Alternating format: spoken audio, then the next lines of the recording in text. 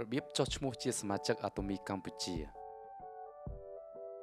សូមចូលទៅគេហទំព័រអាតូមីកម្ពុជាគឺ www.atomy.com/kh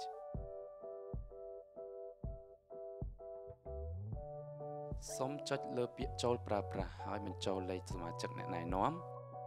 បញ្ចូលលេខសម្ងាត់ហើយចុចពាក្យចូលប្រើប្រាស់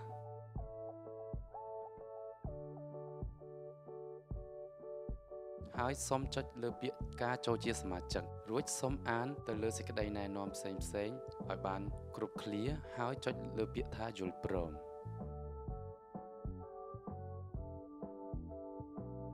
រួចចុចពាក្យថាបន្ទាប់និងសូមបំពេញទៅលើព័ត៌មានផ្សេងៗដែលមាននៅក្នុងទាំងមួយនេះជាដំបូងបញ្ចូលលេខសម្គាល់អ្នកណែនាំចុចពាក្យបញ្ជាក់ហើយចុចលើពាក្យសូមបញ្ជាក់បន្ទាប់មកជ្រើសរើសមជ្ឈមណ្ឌល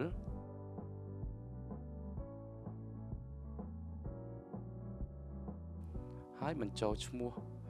និងនាមត្រកូលរបស់លោកអ្នកជាភាសាអង់គ្លេសនិងជាភាសាខ្មែរ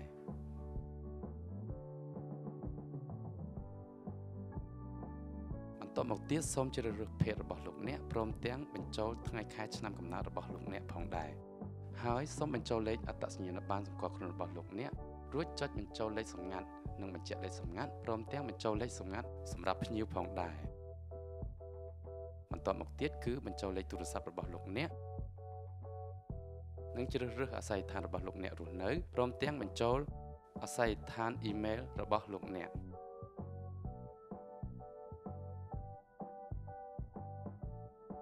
ហើយចុចពាក្យថាបន្ទាប់លោកអ្នកនឹងបានឃើញព័ត៌មានដែលលោកអ្នកបានបញ្ចូលសូមពិនិត្យមើលសារជាថ្មីម្ដងទៀតបើមិនមានអ្វីខុសឆ្គងនោះទេសូមលោកអ្នកចុចពាក្យថារួចរាល់នោះលោកអ្នកនឹងទទួលបានលេខសម្គាល់សមាជិកព្រមទាំងលេខ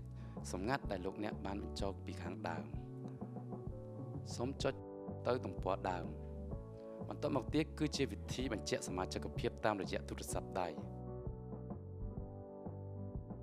ស្នើសុំបញ្ជាក់ភាពសមាជិកកម្ពុជាហើយយើងនឹងបានឃើញ form មួយហើយសូមបោះពុម្ពវាចេញមកខាងក្រៅហើយធ្វើការបំពេញទៅតាមសេចក្តីណែនាំដូចខាងក្រោមសូមបំពេញលេខសមាជិកអាតូមីរបស់លោកអ្នក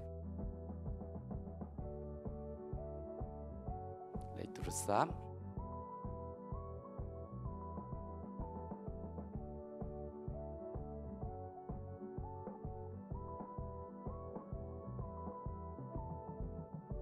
បន្ទាប់មកសូមបំពេញឈ្មោះរបស់លោកអ្នកជាភាសាអង់គ្លេសនិងភាសាខ្មែរ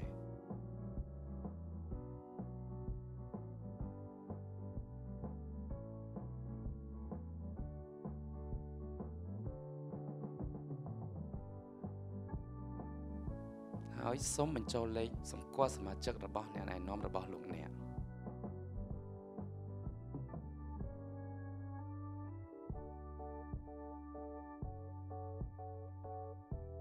បន្ទាប់មកទៀតសូមបញ្ចូលកាលបរិច្ឆេទនិងចុះហត្ថលេខានៅខាងក្រោម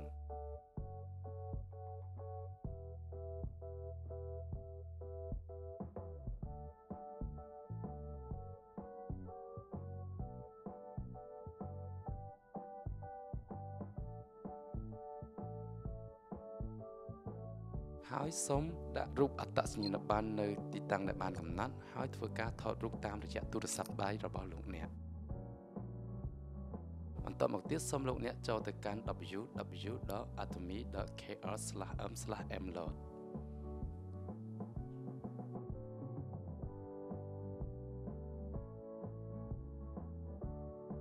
ហើយបញ្ចូលលេខសម្គាល់សមាជិករបស់លោកអ្នកព្រមទាំងលេខសម្ងាត់ដើម្បីធ្វើការ login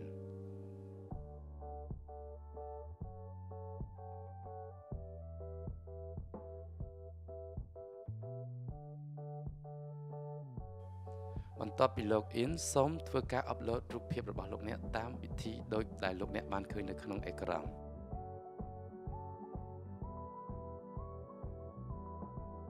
បន្ទាប់ពីធ្វើការជ្រើសរើសរូបថតរួចសូមចុចលើពាក្យថា OK